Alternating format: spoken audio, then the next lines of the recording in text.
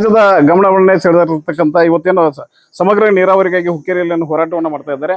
ಆ ಹೋರಾಟದ ನೇತೃತ್ವವನ್ನು ವಹಿಸಿರ್ತಕ್ಕಂಥ ಕರ್ನಾಟಕ ರಾಜ್ಯ ರೈತ ಸಂಘ ಮತ್ತು ಹಸಿರು ಸೇನೆಯ ಗೌರವ ಅಧ್ಯಕ್ಷರಾದಂಥ ಶ್ರೀ ಶಶಿಕಾಂತ್ ಗುರೂಜಿ ಅವರು ನಮ್ಮೊಂದಿಗೆ ಮಾತಾಡ್ತಾ ಇದ್ದಾರೆ. ಅವ್ರನ್ನ ಒಂದೆರಡು ನಿಮಿಷ ಮಾತಾಡ್ತಾರೆ.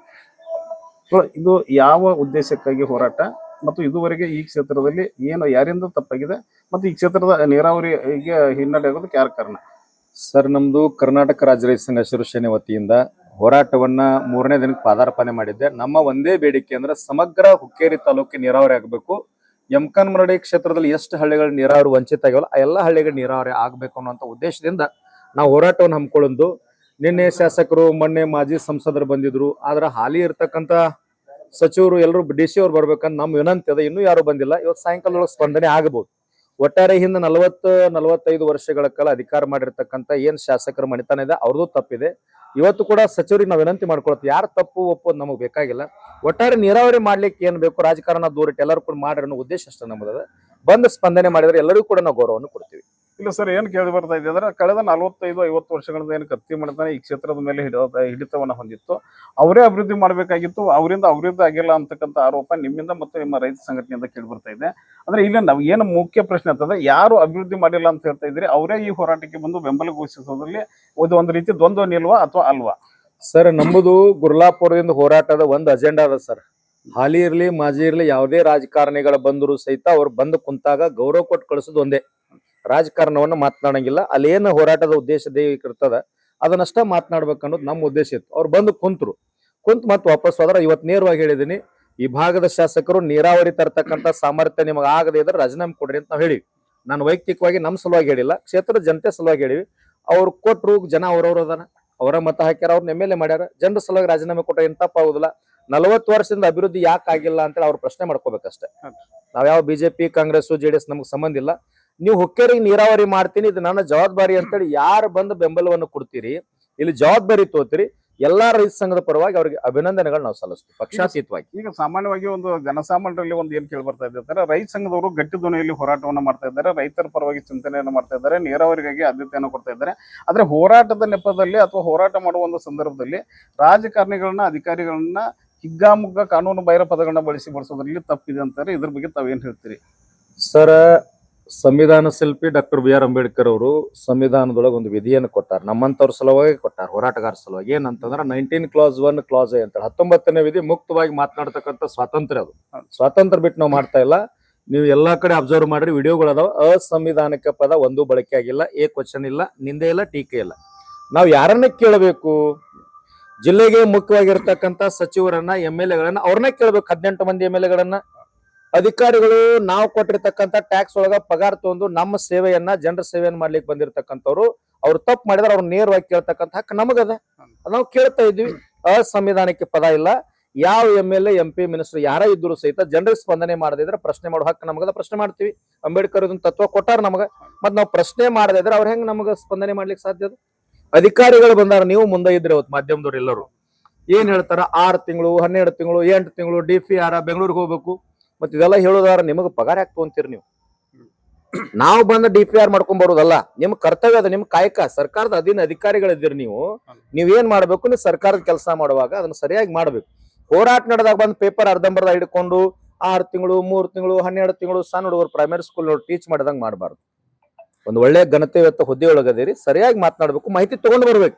ಇನ್ನೂ 1 ಗಂಟೆ 2 ಗಂಟೆಯಲ್ಲಿ 2 ದಿನ ಬಿಟ್ಟು ಬರ್ರಿ, ಅದ್ರ ಸರಿಯಾಗಿ ಮಾಹಿತಿ ತಗೊಂಡ್ ರೈತರಿಗೆ ಕೊಡ್ಬೇಕು. ನಾವು ಮಾತನಾಡೋದು ರೈತರ ಪರವಾಗಿ ಅಷ್ಟೇ. ನೀವು ಅಭಿವೃದ್ಧಿ ಸಲುವಾಗಿ ಏನು ಹೋರಾಟವನ್ನು ಮಾಡ್ತಿದ್ರಿ, ಅದ್ರ ಬಗ್ಗೆ ಎರಡು ಮಾತಿಲ್ಲ. ಆದ್ರೆ ಪದೇ ನನಗೆ ರಾಜಕಾರಣದ ಅವಶ್ಯಕತೆ ಇಲ್ಲ, ನಾವೇನು ಯಾವ ಚುನಾವಣೆಗೆ ನಿಲ್ಲೋದಿಲ್ಲ ಅಂತ ಹೇಳ್ತಾ ಇದ್ರಿ. ಆದ್ರೆ ಕಳೆದ 2023 ವಿಧಾನಸಭಾ ಚುನಾವಣೆಯಲ್ಲಿ ತಾವು ಕೂಡ ಒಬ್ಬ ಅಭ್ಯರ್ಥಿಯಾಗಿ ರಾಜಕೀಯ ಪ್ರವೇಶವನ್ನು ಮಾಡಿದ್ದೀರಿ. ಅದನ್ನ ಇಷ್ಟು ಬೇಗ ಗುರೂಜಿ ಯಾವ ರೀತಿಯಾಗಿ ಬರುತ್ತೋ? ಸರ್, ಒಂದು ಮಾತನ್ನು ಹೇಳ್ತೀನಿ. ನಾನ್ ನಿಂತದ್ದು ಅಧ್ಯಾತ್ಮದ ತಳಹದಿಯ ಮೇಲೆ. ನನಗೊಬ್ಬರು ಗುರುಜಿ ಒಂದು ಮಾತು ಹೇಳಿದ್ರು. ನನ್ನ ಜೊತೆ ದಿನಾಲು ಸಾವಿರ ಜನ ಬೆನ್ ಹತ್ತಾ ಇತ್ತು. ಅವ್ರು ಏನ್ ಹೇಳಿದ್ರು, ಕರೆದ್ರು, ಇದೆಲ್ಲಾ ಜನ ನಿನಗ್ ಬೆನ್ ಹತ್ತಾ ಇದಲ್ಲಪ್ಪ, ಈ ಜನ ನಿನ್ನವರಲ್ಲ, ನಿಜವಾಗ್ಲೂ ಜನ ಯಾರು ನಿಜವಾಗ್ಲೂ ನಿನ್ಗೆ ಗೊತ್ತಾಗ್ಬೇಕಾದ್ರೆ ಚುನಾವಣೆ ಏನಿಲ್ಲ ಅಂತ ಹೇಳಿದ್ರು. ಒಲ್ಲೆ ಅಂತ ಹೇಳಿದೆ. ಅವಾಗ ಒತ್ತಾಯ ಮಾಡಿ ಆ ಹಿಮಾಲಯದೊಬ್ಬರು ಸ್ವಾಮೀಜಿ, ಅವ್ರ ಹೆಸರು ಬೇಡ, ಬಹಳ ಗುಪ್ತ ಸಾಧನಾ ಸ್ವಾಮೀಜಿಗಳವರು. ಅವಾಗ ನಿಂತಾಗ ಇನ್ನೊಂದು ಚುನಾವಣೆ ನಿಂತಂತ ವ್ಯಕ್ತಿ ನಿಮಗೂ ಮತ್ತೆಲ್ಲರಿಗೂ ಮತ ಹಾಕಂತ ಕೇಳ್ಬೇಕಲ್ಲ. ಹೌದು, ನಾನು ಯಾರಿಗೂ ಮತ ಹಾಕಂತ ಕೇಳಿಲ್ಲ. ಅದು ಚುನಾವಣೆ. 1 ರೂಪಾಯಿ ಹಂಚಿಲ್ಲ, ಊಟ ಮಾಡಿಸಿಲ್ಲ, ಚಾ ಕುಡಿಸಿಲ್ಲ, ಅದು ಚುನಾವಣೆ ಆಗ್ಬೇಕು. ಹಂಗ ಆದ್ರ ಚುನಾವಣೆ ಬಗ್ಗೆ ನಮ್ಗೆ ಲಕ್ಷ್ಯ ಇಲ್ಲ. ಈಗೆಲ್ಲಾರು ಏನ್ ಮಾಡಾಕತ್ಯಾರ ಅಂತಂದ್ರ ಧರ್ಮವಂತರ ಮುಂದ್ ಬರ್ಲಿ ಅಂತ ಹೇಳಾಕತ್ತೀವಿ. ನಾನ್ ಚುನಾವಣೆ ನಾವು ನಿಲ್ಲಂಗಿಲ್ಲ ಅಂತ ಯಾಕೆ ಹೇಳ್ತಾ ಇದ್ವಿ ಅಂದ್ರ 18 ಜನ MLA ಈ ಕಡೆ ಬಾಗಲಕೋಟೆ, ಬಿಜಾಪುರ, ಹಾವೇರಿ, ಗದಗ ಮಠ ಏನ್ ಆಗ್ಲಿಕ್ಕತ್ತಂದ್ರ ಗುರೂಜಿ ಅವ್ರ ಏನಾದ್ರು ಚುನಾವಣೆಗೆ ಬರ್ತಾರೇನೋ, ರಾಜಕಾರಣ ಪ್ರವೇಶ ಮಾಡ್ತಾರ ಅಂತ ಕೆಲವು ಮಂದಿಗೆ ಭಯ ಹುಟ್ಕೊಂಡದ. ಆ ಭಯ ಯಾಕೆ ಪಟ್ಕೊಂತೀರಿ? ನಾವ್ ಯಾವ ಕ್ಷೇತ್ರದಾಗ ಬಂದ್ ಅಲ್ಲಿ ಏನ್ ಸಮಸ್ಯೆ ಐತಿ ನಿಮ್ ಗಮನಕ್ಕೆ ತಂದಾಗ ಅದನ್ನ ಬಗೆಹರಿಸ್ಬಿಡ್ರಿ, ಮತ್ ಮುಂದಿನ ಕ್ಷೇತ್ರಕ್ಕೆ ಹೋಗ್ತೀವಿ ನಾವು.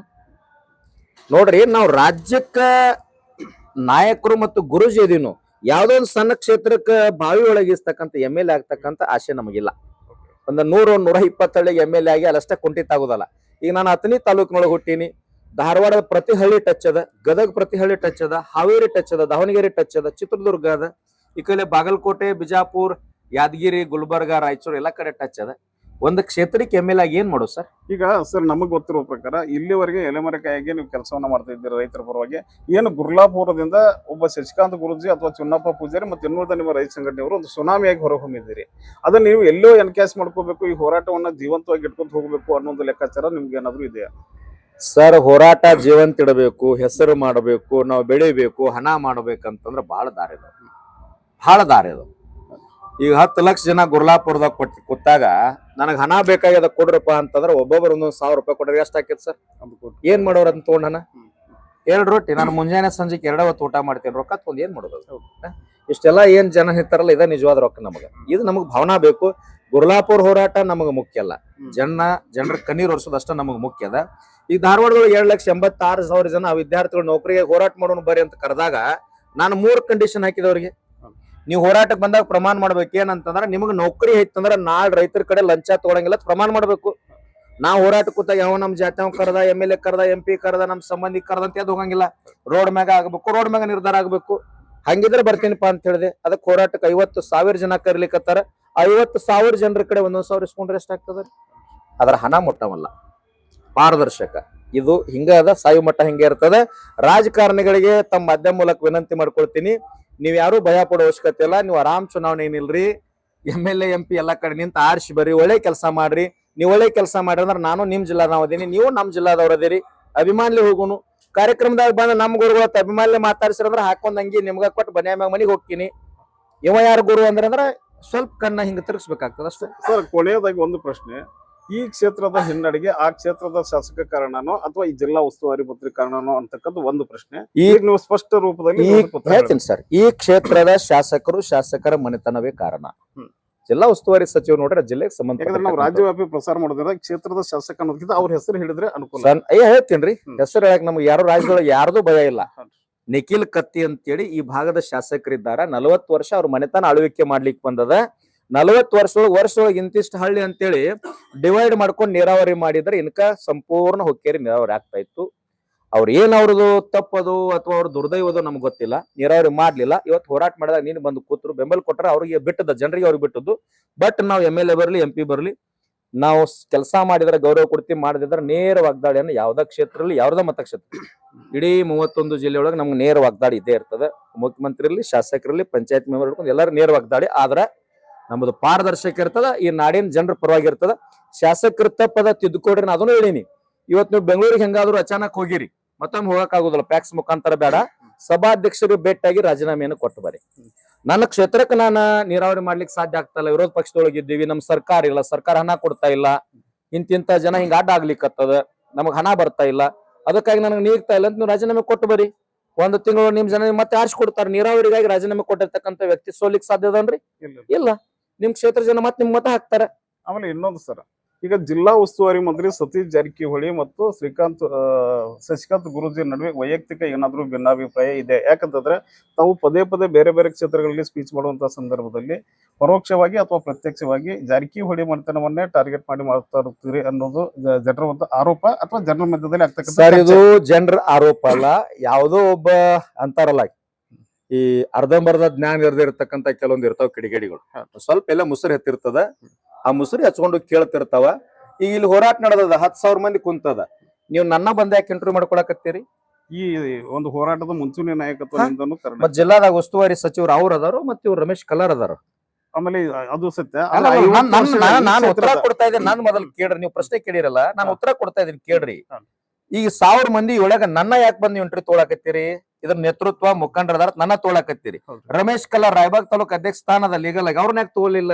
ಈಗ ನಾವೇನ್ ಜಿಲ್ಲಾದೊಳಗ ಜಿಲ್ಲಾ ಉಸ್ತುವಾರಿ ಸಚಿವರು ಯಾರು? ಸತೀಶ್ ಜಾರಕಿಹೊಳಿ ಅವ್ರನ್ನ ಕೇಳಬೇಕು. ಅಥವಾ ಖಾನಾಪುರ MLA ಕೇಳಿದ್ರೆ ನೀರಾವರಿ ಬರ್ತದ್ರಿ? ಇಲ್ಲ, ಜಿಲ್ಲಾ ಉಸ್ತುವಾರಿ ಮಂತ್ರಿನ ಕೇಳಿ. ಗುರ್ಲಾಪುರ ಹೋರಾಟ ನಡೆದಾಗ ಅರಬಾವಿ ಮತಕ್ಷೇತ್ರ ಬರ್ತದ, ಅಲ್ಲಿ ಬಾಲಚಂದ್ರ ಜಾರಕಿಹೊಳಿ MLA ಅದಾರ ಪಾಪ ಅವರು ನಮ್ ಜಿಲ್ಲೆಯವರ.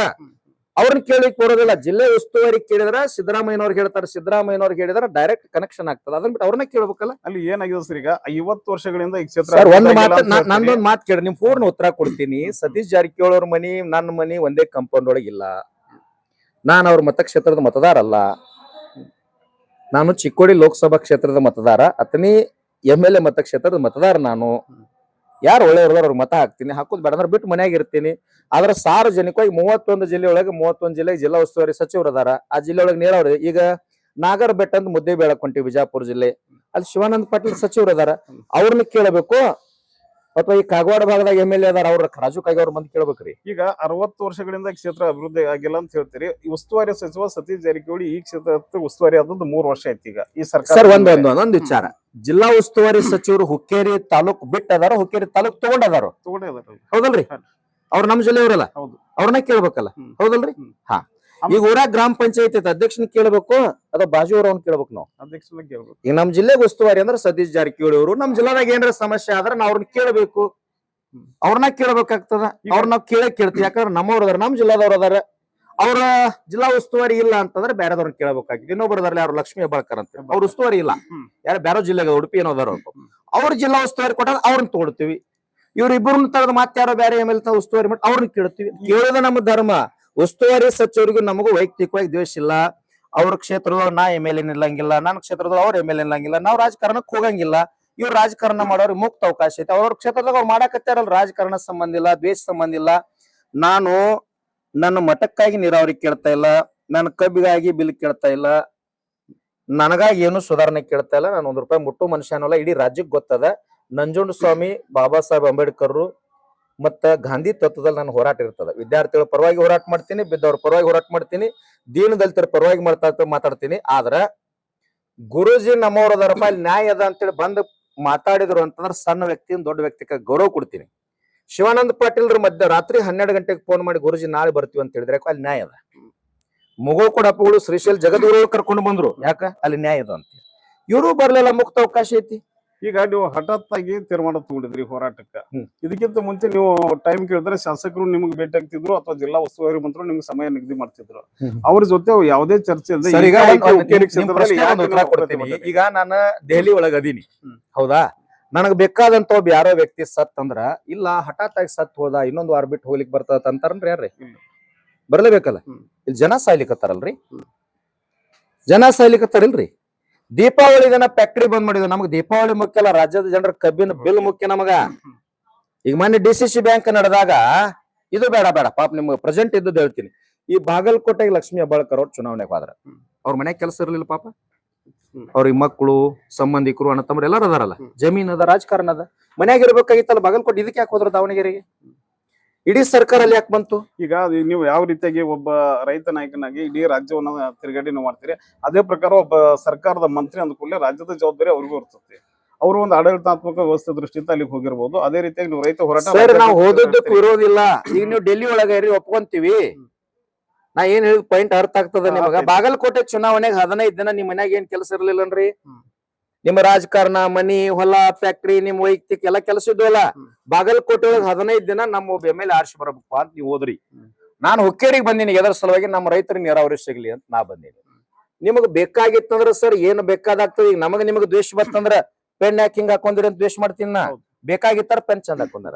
ಆಮೇಲೆ ನಾವು ಬೇರೆಯವ್ರನ್ನ ಕೇಳ್ಬೇಕಾದ್ರೆ ಒಂದ್ ರೀತಿ ಕೇಳ್ತೀವಿ. ನೀವು ಒಬ್ಬ ಗುರುಜಿ ಸ್ಥಾನದಲ್ಲಿ ನೀವು ಆತ್ಮಸಾಕ್ಷಿಯಾಗಿ ಹೇಳ್ಬೇಕು. ಈ ಹಿಂದೆ ಅಂದ್ರೆ ಈಗೇನು ಹೋರಾಟ ಪ್ರತಿಭಟನೆ ನಡೀತಿದೆ, ಇದ್ರ ಹಿಂದೆ ಯಾರಾದ್ರೂ ಷಡ್ಯಂತ್ರ, ಕುತಂತ್ರ ಅಥವಾ ಒಂದು ಬ್ಯಾಕ್ಗ್ರೌಂಡ್ ಏನ್ ಸಪೋರ್ಟ್ ಇದ್ರ ಹಿಂದೊಂದು ದೊಡ್ಡ ಶಕ್ತಿ ಅದೇ ನೀವು ಹೇಳ್ತೀರಿ ರೈತರ ಇದ್ರ ಹಿಂದೊಂದು ದೊಡ್ಡ ಶಕ್ತಿ. ಎಂತ ಶಕ್ತಿ ಅದಂದ್ರ 31 ಜಿಲ್ಲೆಗಳ ಪಕ್ಷಾತೀತ ಧರ್ಮಾತೀತವಾಗಿ ಏನ್ ರೈತರದಾರಲ್ಲ ಅವರೆಲ್ಲಾರ ಶಕ್ತಿ. ನಾನು ಇಂಚಗೇರಿ ಮಠದ ಮಾಧವಾನಂದರ ಸಾಕ್ಷಿಯಾಗಿ ಇಡೀ ರಾಜ್ಯದ ರೈತರದಾರ. ನಾನ ಒಂದು ಸ್ವಲ್ಪ ಆತ್ಮಸಾಕ್ಷಿಯಾಗಿ ಒಂದು ಕರೆ ಕೊಟ್ರೆ ಹುಕ್ಕೇರಿ ಒಳಗ ನೊಣ ಹಾಯ್ಲಿಕ್ ಜನ ಇರೋದಿಲ್ಲ. ಅಲ್ಲ ನಾ ಕೇಳ್ತಿರೋದು ರಾಜಕೀಯ ಪ್ರೇರಿತ ಹೋರಾಟವನ್ನ ಅಥವಾ ಸರ್ ನಿಮಗೊಂದ್ ಮಾತು ಹೇಳ್ತೀನಿ, ನೀವು ಮಾಧ್ಯಮದವ್ರು ಕೇಳ್ರಿ, ನೀವು ಗುರುಸ್ಥಾನದಲ್ಲಿದ್ದೀರಿ, ಸಾವಿರಾರು ಲಕ್ಷಾಂತರ ಜನ ನಿಮ್ಮ ಮನೆಗಳಿದಾರ, ಭಕ್ತರಿದಾರ. ಎಸ್ ಕೇಳ್ರಿ, ಉತ್ತರ ಪ್ರಶ್ನೆಗೆ ಉತ್ತರ ಡೈರೆಕ್ಟ್ ಪ್ರಶ್ನೆ ಉತ್ತರ ಎರಡು ಕೊಡ್ತೀನಿ ಕೇಳ್ರಿ. ನನ್ನ ಹೋರಾಟ ಯಾವತ್ತೂ ರಾಜಕೀಯ ಪ್ರೇರಿತ ಇರೋದಿಲ್ಲ. ರಾಜಕಾರಣಿಗಳು ನಮ್ಮನ್ ಕಂಡ್ರೆ ಭಯಾನ ಪಡ್ಲಾಕತ್ತಾರ, ನಮ್ಗೆ ಹೆಂಗ್ ಸಪೋರ್ಟ್ ಮಾಡ್ತಾರ್ರಿ? ನಮ್ಮ ಮನೆಗೆ ಬರೋದಿಲ್ಲ, ಹೆದರ್ತಾವ. MLA MP ಗಳು ನನ್ನ ಹತ್ತಿಕ್ ಬರ್ಬೇಕಾರೆ ಏನ್ರಿ ಅಂದನಪ್ಪ ಸ್ವಾಮೀಜಿ ಅತ್ತಾರ, ನಾನು ಹತ್ತಿಕ ಬರೋದಿಲ್ಲ, ಬಂದ್ ನನ್ನ ಹತ್ತಿಕ್ ಏನ್ ಕೇಳ್ತಾರ? ಹುಕ್ಕೇರಿ ಹೋರಾಟ ಮಾಡ್ತೀನಿ ಸುಟಿಗೆಸ್ ಕೊಡ್ತೀನಿ ಅಂತಾರನ್ರಿ ಅವ್ರು. ನಮ್ ಗಾಡಿ ಎಣ್ಣೆ ಹಾಕ್ಬೇಕಾರ ನೀನ್ ನಾಗರಾಜ್ ಹಾಕ್ಯಾನ್ರಿ, ಇನ್ ಎಲ್ಲರ ಮಾಧ್ಯಮದವ್ರು ಬಾಳ ಪ್ರಶ್ನೆ ಕೇಳಾಕತ್ತಾರ, ನೀವ್ ಹಾಕ್ಬೇಕಾಗ ನಾವು ಅದ್ರ ಮಾಡ್ತೀವಿ, ನೀವು ಹಾಕ್ಬೇಕ್ರಿ. ನೀವ ಜನರ ಸಲ ಹೋರಾಟ ಮಾಡಕತ್ತೀನಿ, ಕಡಿಮೆ ಬಿದ್ರೆ ನಿಮ್ಮನ್ನ ಕೇಳೋಣ. ನೀವು ವೇದಿಕೆ ಮೇಲೆ ಪ್ರತಿಯೊಂದು ಅಗ್ರೆಸಿವ್ ಆಗಿ ಮಾತಾಡ್ತೀರಿ, ಅಗ್ರೆಸಿವ್ ಆಗಿ ಮಾತಾಡೋದ್ರಿಂದ ನ್ಯಾಯ ಸಿಗೋದಕ್ಕೆ ಸಾಧ್ಯ 100% ಸಿಗ್ತದ ಸರ್, 100% ನ್ಯಾಯ ಸಿಗ್ತದ. ಯಾವಾಗ ಒಬ್ಬ ಹೋರಾಟಗಾರ ಗಟ್ಟಿ ಧ್ವನಿಯಾಗಿ MLA ಇರ್ಲಿ MP ಇರ್ಲಿ ಯಾವುದೇ ಅಧಿಕಾರಿ ಇರ್ಲಿ ರೈತರ ಪರವಾಗಿ ಯಾವಾಗ ನೇರ್ ಮಾತಾಡ್ತಾನಲ್ಲ, ನಂಜುಂಡ ಸ್ವಾಮಿ ಅವ್ರ ಭಾಗದೊಳಗೆ 20% ಅಷ್ಟ ಮಾತಾಡಕತ್ತೀನಿ. ನಂಜುಂಡ ಸ್ವಾಮಿ ಅವ್ರು ಏನಂತ ಗೊತ್ತದೇನ್ರಿ? ಸಿದ್ದರಾಮಯ್ಯನವರು ಇನ್ನು ಸಚಿವರು ಇರ್ಲಿಲ್ಲ, ರಾಜಕಾರಣ ಮಾಡ್ತಾ ಇದ್ರು. ಗುಂಡೂರಾವ್ CM ಇದ್ದ. ಗುಂಡೂರಾವ್ CM ಇದ್ದಾಗ ಈ ರಾಜ್ಯದ ಮುಖ್ಯ ಕಾರ್ಯದರ್ಶಿ ಅಲ್ಲಿ ನಿಂತಾಗ ಗುಂಡೂರಾವ್ ಅವರಲ್ಲಿ ನಿಂತಿದ್ರು, ಸಿದ್ದರಾಮಯ್ಯನವ್ರು ನಿಂತಿದ್ರು. ನಂಜುಂಡ ಸ್ವಾಮಿ ಅವ್ರು ನನ್ನಂಗ್ ಟವಲ್ ಹಾಕೊಂಡ್ ಒಳಗೆ ಹೋಗಿ ಹೇಳಿದ್ರು, ಈ ರಾಜ್ಯದ ಮೊದಲ ಕೂಲಿ ಮುಖ್ಯ ಕಾರ್ಯದರ್ಶಿ ಇಲ್ಯಾಕ್ ನಿಂತಾನ, ಹೊರಗೆ ಕಳಿಸ್ರಿ ಅಂತ ಹೇಳಿದ್ರು. ಹಂಗಂದಿಲ್ಲ ನಾ ಇನ್ ಮ್ಯಾಗ ಬರ್ತಾವ್ರು. ಈ ಜಿಲ್ಲಾಧಿಕಾರಿ ಮೊದಲ ಕೂಲಿ ಅಂತ ನಂಜುಂಡ ಸ್ವಾಮಿ ಅವ್ರು ಹೇಳ್ತಿದ್ರು. AC 2ನೇ ಕೂಲಿ, ತಹಸೀಲ್ದಾರ್ 3ನೇ ಕೂಲಿ ಅಂತ ಹೇಳ್ತಿದ್ರು. ನೀವೇನ್ ಅಧಿಕಾರಿಗಳು ಹಾಕೊಂಡು ನಿಂತಿರಲ್ಲ, ನೀವು ಹಾಕೊಂಡು ಬಟ್ಟಿ ಊಟ ಅದನ್ನ ನಾ ಕೊಟ್ಟದಂತ ನಂಜುಂಡ ಸ್ವಾಮಿ ಅವ್ರು ಹೇಳ್ತಿದ್ರ. ಮತ್ತಿದು ನಾ ಹೇಳಿದ್ದಲ್ಲ, ನಾ ಏನ ಆ ಶಬ್ದಗಳನ್ನ ಬಳಕೆ ಮಾಡಿಲ್ಲ, ಸಂವಿಧಾನಬದ್ಧವಾಗಿ ಮಾತಾಡಕತ್ತೀನಿ. ಒಂದ್ ನಿಮ್ ಮಾಧ್ಯಮ ಮೂಲಕ ಹೇಳ್ತೀನಿ, ನಮ್ಗೆ ಯಾರು ರಾಜಕಾರಣಿಗಳು ಅಧಿಕಾರಿಗಳು ನಮ್ಗೆ ಸಂಬಂಧ ಇಲ್ಲ ಸರ್. ಈಗ ನಾ ನಾಡ್ ರಾಮದೂರ್ ಸಾಲಾಳಿ ನೀರಾವರಿ ಹೋರಾಟದ ಅಲ್ಲಿ ಯಾರು ತಹಸೀಲ್ದಾರ್ SC DC ಆ ಭಾಗಕ್ಕೆ ಯಾರು ಬರ್ತಾರ ಅಧಿಕಾರಿಗಳು, ಅವ್ರು ಬಂದ್ ಕೂತಾಗ ಸರಿಯಾದ ಮಾಹಿತಿ ಕೊಟ್ರಂದ್ರ ಒಳ್ಳೆ ಮದ್ಯಪ್ಪ ಕೆಲಸ ಮಾಡಕತ್ತಿ ಹೋಗಂತೀವಿ. ಈಗ ನಿಮ್ಮದೇ ತಾಲೂಕದಾಗ ಅಥಣಿ ತಾಲೂಕು ಕರಿ ಮಸೂತಿ ಯಾತ ನೀರಾವರಿಗೆ ಆ ಟೈಮ್ದಲ್ಲಿ ನೀವ್ ಯಾಕೆ ಹೋರಾಟ ಮಾಡಿದ್ವಲ್ರಿ? ಪಾದಯಾತ್ರೆ ಮಾಡೀನಿ, ನಿಮಗ್ ಲಕ್ಷ್ಯ ಇಲ್ಲ ಪಾಪ, ಇಡೋ ತರ್ಸ್ಕೊಡಿ ಅವ್ರನ್ನ. ಸಂಪೂರ್ಣ ಮಾಹಿತಿ ಇರ್ಬೇಕು ನಿಮಗಾದ್ರೂ ಮಾಹಿತಿ ಇರ್ಬೇಕು. ನಾವ್ ಯಾವ್ದು ಕ್ಷೇತ್ರ, ಯಾವ ಮತಕ್ಷೇತ್ರ, ಈ MLA ಆ MLA ಏನಿಲ್ಲ. ನಮ್ದು ಅಥಣಿ ತಾಲೂಕಿನೊಳಗೆ ಲಕ್ಷ್ಮಣ ಸವದಿ ಅವರು ಉಪಮುಖ್ಯಮಂತ್ರಿಗಳಿದ್ದ ಕೃಷ್ಣಾ ಸಹಕಾರಿ ಕಾರ್ಖಾನೆ ಅವ್ರ ಅಂಡರ್ ಅದ. ಅವಾಗ 10,000 ಜನ ತಗೊಂಡು ನಾನು ಹೋರಾಟ ಮಾಡಿ 18 ಕೋಟಿ ರೂಪಾಯಿ ಬಾಕಿ ಬಿಲ್ ಕೊಟ್ಟಂತ ಮನುಷ್ಯ ನಾನು. ನಮ್ಗೆ ಯಾರು ಸಂಬಂಧ ಇಲ್ಲ, ಆ MLA ಈ MLA ಯಾರು ಸಂಬಂಧ ಇಲ್ಲ. ಈಗ ನೀವ್ ಯಾರ ಹೆಸರು ಹೇಳ್ತೀರಿ ಕರ್ನಾಟಕದಾಗ? ಸಿದ್ದರಾಮಯ್ಯ ಕ್ಷೇತ್ರದ ಎಣ್ಣೆ ಹಾಕಿದ್ರೆ ಹೇಳ್ರಿ, ನೀವು ಕೂಡ ಹೋಗೋಣ. ಇನ್ನು ಒಂದು ಪ್ರಶ್ನೆ ಸರ್, ಈಗ 224 ಕ್ಷೇತ್ರದೊಳಗೆ ರೈತ ಸಂಘದವ್ರು ನಾವ್ ಏನಾದ್ರು ಮನಸ್ಸು ಮಾಡಿದ್ರೆ ಅಷ್ಟು ಶಾಸಕರನ್ನ ಮನೆ ಕಳಿಸ್ತೀವಿ ಅಂತ ಹೇಳ್ತೀರಿ. ನೀವೇ ಅಥಣಿ ವಿಧಾನಸಭಾ ಚುನಾವಣೆಯಲ್ಲಿ ಕಳೆದ ಚುನಾವಣೆ ಸ್ಪರ್ಧೆ ಮಾಡಿದಾಗ 1200 ಸಮಥಿಂಗ್ ಓಟ್ ಬಿದ್ದಿತ್ತು. ಜನ ಏನಂತಾರೆ, 1200 ಮತ ಬಿದ್ದಂತ ವ್ಯಕ್ತಿ ಇವತ್ತು ರಾಜ್ಯದ ರಾಜಕಾರಣವನ್ನ ನಾನು ಬದಲಾವಣೆ ಮಾಡ್ತೀನಿ ಅಂತ ಹೋದರೆ ಇದು ಯಾವ ಲೆಕ್ಕಾಚಾರ? ಈಗ ಸಿದ್ದರಾಮಯ್ಯನವರು ಚುನಾವಣೆ ಒಳಗೆ ಸೋತಾರ, ಯಡಿಯೂರಪ್ಪನವರು ಸೋತಾರ, ಪ್ರತಿಯೊಬ್ಬರು ಸೋತಾರ. ಸೋತವ್ ಗೆಲ್ಲಕ್ ಸಾಧ್ಯ ಇಲ್ಲನ್ರಿ? ಹೌದಲ್ರಿ? ಉಮೇಶ್ ಕತ್ತಿ ಅವ್ರ ಸೋತಿಲ್ರಿ? ರಾಜ್ಯದ ರಾಜಕಾರಣ ಬದಲಾವಣೆ ಮಾಡ್ತೀನಿ, ಒಂದೊಂದು ಬರ್ತೀನಿ ಹೇಳ್ತೀನಿ. ಸೋತವ ಗೆಲ್ಲಿಕ್ ಸಾಧ್ಯ ಅದ, ಎಡವಿ ಬಿದ್ದವನ ಮುಂದ್ ಸರಿಯಾಗಿ ನಡ್ಲಿಕ್ ಸಾಧ್ಯ ಅದ. 1200 ಓಟ್ ತಗೊಂಡಾರ ನೀವ್ ಹೇಳಿದ್ರಿ, ಒಂದು ಉದಾಹರಣೆ. ನಾವ್ ಮತ ಹಾಕತ್ ಒಬ್ಬ ಕೇಳಿಲ್ಲ, ಪಾಪ ಅವ್ರ ಅಭಿಮಾನಿ ಹಾಕ್ಯಾರ ಅವ್ರು. ಈಗ 1500-2000 ರೂಪಾಯಿ ಕೊಡೋ ಕಾಲದೊಳಗೆ ಕೈ ಮುಗಿದ್ರೆ ಯಾರು ಓಟ್ ಹಾಕಂಗಿಲ್ಲ, ಮನೆಗೆ ಹೋಗಿ ಓಟ ಕೇಳಿಲ್ಲ. ನಾನ್ ನಿಂತದ್ದು ಬೇರೆ ಉದ್ದೇಶ ಹೇಳಿದ್ನಲ್ಲ, ಒಬ್ಬ ಗುರುಜಿ ಆಜ್ಞೆ ಆಗಿತ್ತು, ಜನ ನಿನ್ನವ್ರೆಲ್ಲ ಇವರೆಲ್ಲಾ ಬಿಟ್ಟು ಹೋಗ್ತಾರ, ಸರಿಯಾದ ಜನ ಬೆನ್ ಹತ್ಬೇಕಾರ ನಿಂತು ನೋಡಂದ್ರ ಬ್ಯಾಡ ತಂದೇನ. ಅದನ್ನ ಇಡೀ ನಮ್ಮ ಅಥಣಿ ಕ್ಷೇತ್ರಕ್ಕೂ ಗೊತ್ತದ. ಇವತ್ತು ಅಥಣಿ ಒಳಗೆ ಬಸವೇಶ್ವರ ಸರ್ಕಲ್ ಅಥವಾ ಅಂಬೇಡ್ಕರ್ ಸರ್ಕಲ್ ಒಳಗೆ ನಿಂತು ನಾವೊಂದು ಕರೆ ಕೊಟ್ರೆ ಎಷ್ಟು ಜನ ಸೇರ್ಬೋದು ನೀವ್ ಹೇಳ್ರಿ?